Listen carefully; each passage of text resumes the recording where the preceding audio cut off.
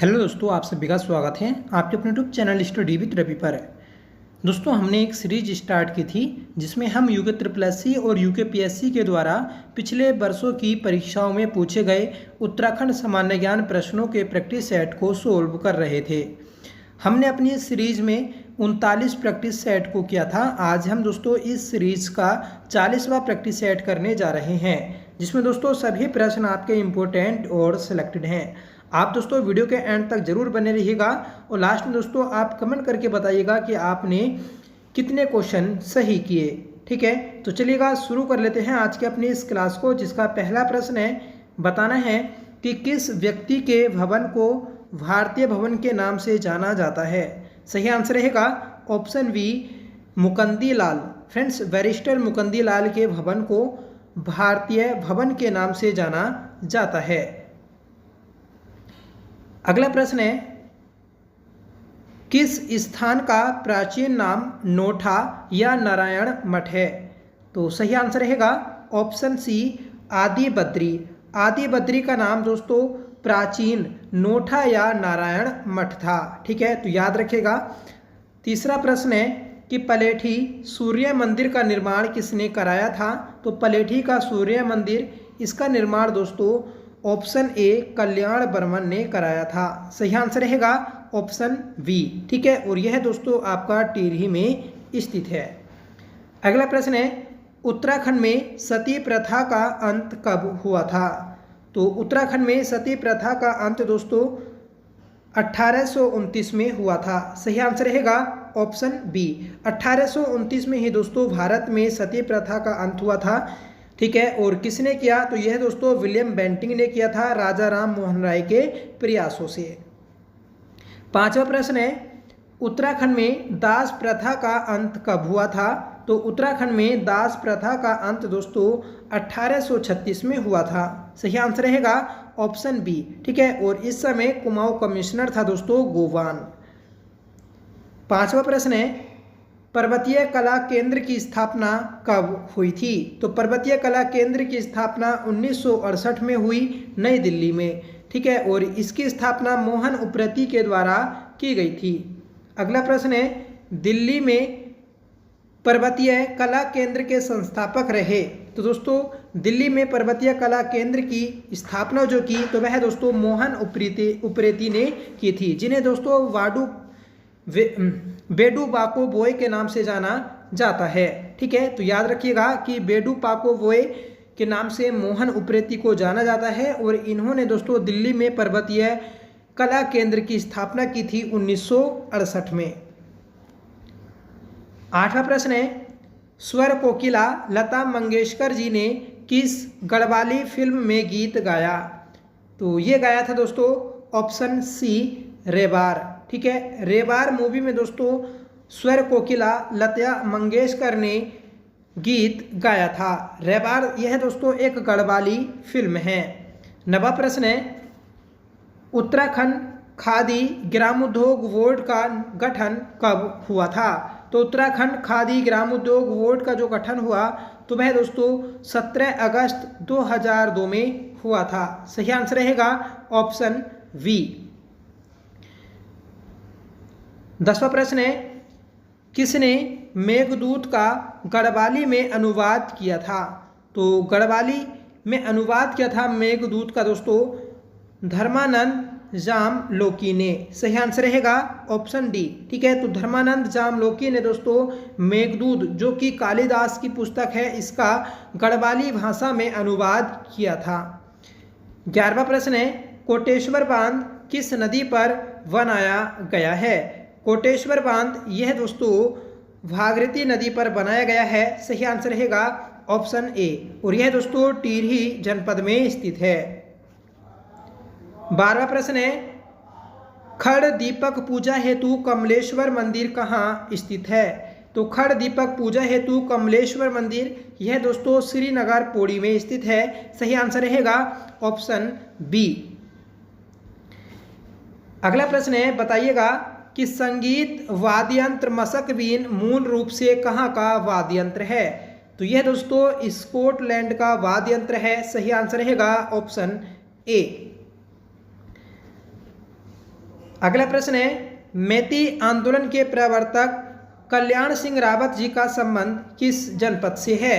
तो इनका संबंध दोस्तों चमोली जनपद से है। सही आंसर रहेगा ऑप्शन बी। ठीक है, तो याद रखिएगा कि मैती आंदोलन जो चलाया तो वह दोस्तों कल्याण सिंह रावत ने चलाया था वेदनी बुग्याल चमोली से।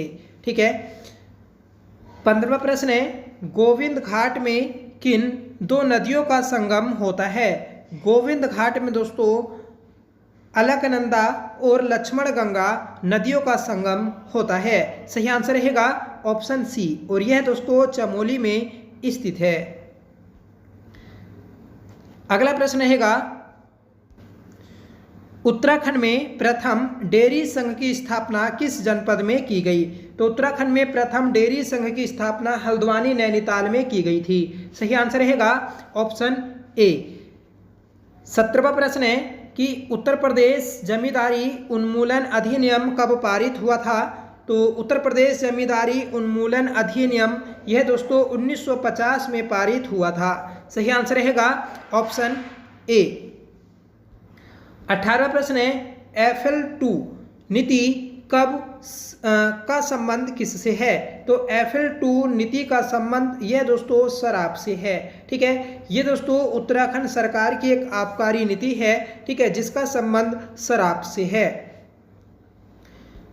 19वां प्रश्न है, किस वर्ष पंतनगर कृषि विश्वविद्यालय का नाम जीबी पंत कृषि विश्वविद्यालय किया गया? तो 1972 में दोस्तों पंतनगर कृषि विश्वविद्यालय का नाम जीबी पंत कृषि विद्यालय किया गया। ठीक है, तो सही आंसर रहेगा ऑप्शन ए।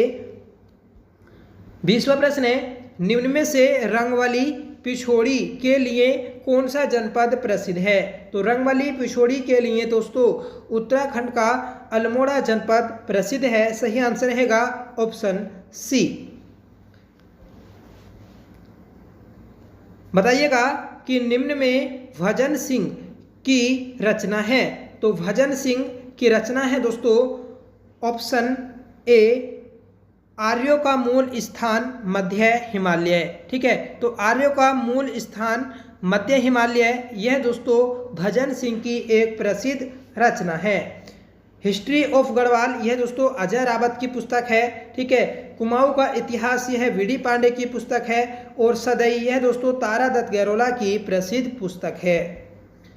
22वां प्रश्न है कि किस फसल को उत्तराखंड में बिलियन डॉलर ग्रास कहा जाता है? तो उत्तराखंड में बिलियन डॉलर ग्रास यह दोस्तों झंगोरा को कहा जाता है। सही आंसर रहेगा ऑप्शन वी। नेक्स्ट क्वेश्चन है कि निम्न में से फरण क्या है? तो फरण यह दोस्तों एक मसाला है। तो सही आंसर रहेगा ऑप्शन ए, मसाला। ठीक है, तो फरण दोस्तों एक प्रकार का मसाला है। 24वां प्रश्न है, उत्तराखंड में बनने वाला प्रसिद्ध पकवान अरसा का मूल स्थान है? तो उत्तराखंड में बनने वाला दोस्तों प्रसिद्ध पकवान अरसा, इसका मूल स्थान दोस्तों दक्षिण भारत है। सही आंसर रहेगा ऑप्शन सी।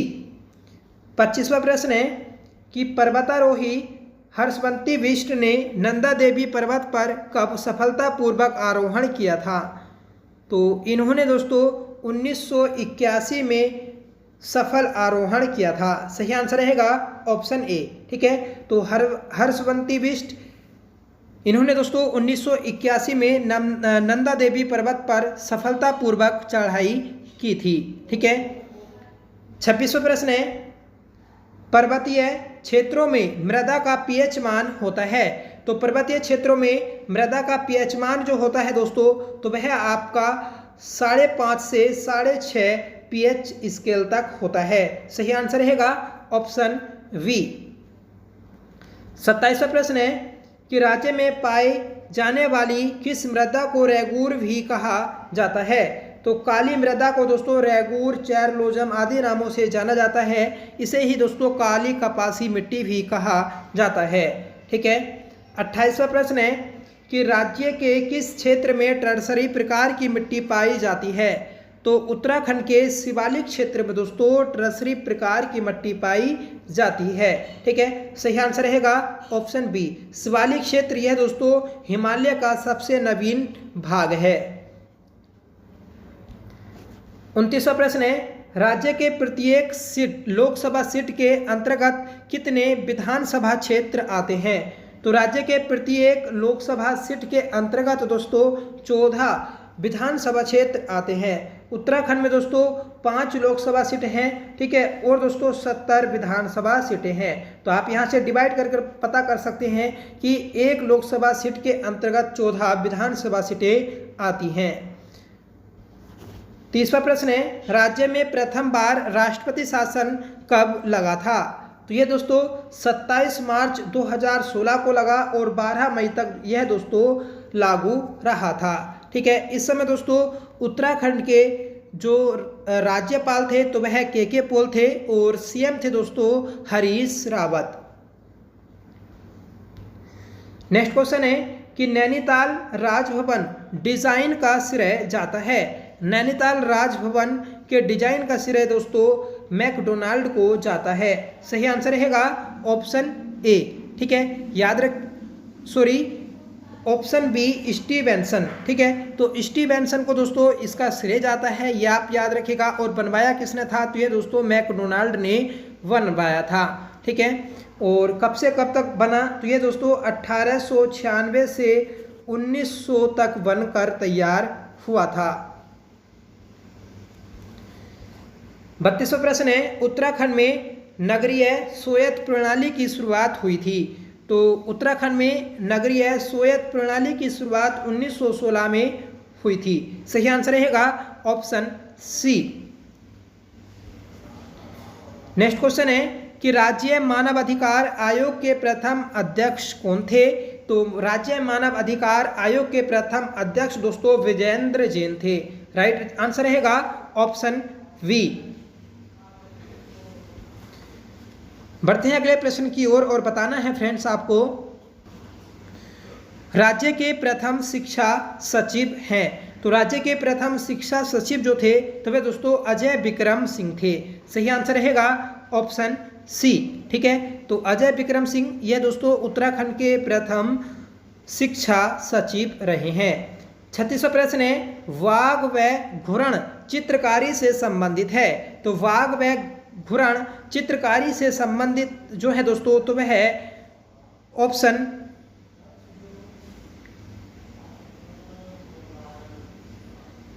सी मोलाराम है। ठीक है, तो मोलाराम का संबंध जो है दोस्तों तो वह आपका वाघ व घुरण चित्रकारी से है। 39वां प्रश्न है कि गिरिजा किशोर संग्रहालय किस जनपद में स्थित है? गिरिजा किशोर संग्रहालय यह दोस्तों उत्तराखंड के अल्मोड़ा जनपद में स्थित है। सही आंसर रहेगा ऑप्शन सी। 40वां प्रश्न दोस्तों कि आरती की थाली में किया गया चित्रांकन कहलाता है। तो आरती की थाली में दोस्तों शैली चित्र का चित्रांकन किया जाता है। सही आंसर रहेगा ऑप्शन सी। ठीक है, जबकि दोस्तों भूत प्रेत आदि से बचने के लिए सीओ चित्र का उपयोग किया जाता है। एप्पल यह दोस्तों घर के आंगन में दीवारों पर आदि का प्रयोग किया जाता है। ठीक है, और एप्पल गल किसे कहते हैं? तो दोस्तों मीनाक्षी खाती को कहते हैं, ये भी आप याद रखिएगा। 41वां प्रश्न है, मोष्टा हस्तशिल्प बनाई जाती है। तो मोष्टा हस्तशिल्प जो है दोस्तों ये है रिंगाल से बनाई जाती है। सही आंसर रहेगा ऑप्शन वी। 42वां प्रश्न है और इस क्लास का दोस्तों लास्ट क्वेश्चन है जिसका आंसर आपको कमेंट करके बताना होगा कि वृद्ध भेड़ चरवाहे युवा चरवाहों को सीख देने के लिए कौन सा गीत गाते हैं? तो वृद्ध चरवाहे जो होते हैं दोस्तों तो वह युवा चरवाहों को सीख देने के लिए कौन सा गीत गाते हैं, यह आपको कमेंट करके बताना है। ठीक है, तो 4 ऑप्शन दिए हैं। पहला ऑप्शन है दोस्तों पट, दूसरा ऑप्शन है कुलाचार, तीसरा ऑप्शन है चोफला और चौथा ऑप्शन है दोस्तों चूरा गीत। ठीक है, तो सही आंसर क्या रहेगा आप कमेंट करके बताइएगा। साथ में बताइएगा दोस्तों आपने 42 में से कितने क्वेश्चन सही किए हैं। ठीक है, तो अपना स्कोर जरूर से करिएगा कमेंट बॉक्स में। साथ में बताइएगा दोस्तों कि आपको ये क्लास कैसी लगी। आई होप क्लास आपको पसंद आई होगी। अगर आपको पसंद आई हो तो प्लीज़ इसे लाइक करिएगा दोस्तों में, शेयर करिएगा। आपने अगर 39 प्रैक्टिस सेट नहीं देखे हैं तो प्लीज़ आप उन्हें जरूर देखिएगा, क्योंकि दोस्तों अगर आप इन्हें अपने एग्जाम से पहले देख लेते हैं दोस्तों तो आपको ज़रूर एक कॉन्फिडेंस आएगा। ठीक है, तो चलिए मिलते हैं अगली क्लास के साथ, तब तक के लिए bye. Thank you so much for watching. जय हिंद।